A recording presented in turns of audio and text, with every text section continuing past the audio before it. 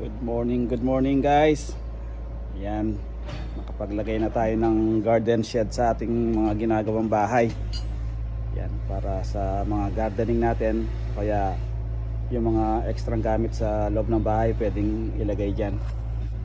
Ang size pala niyan guys, yung gilid nito 1100, tapos yan 1500, yan malaki na.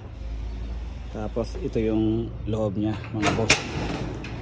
Yan, malaki rin, tapos yan, nakapatong siya sa ating concrete pad.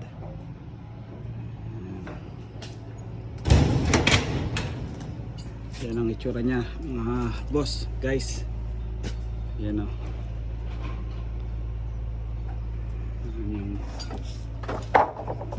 ligid niya.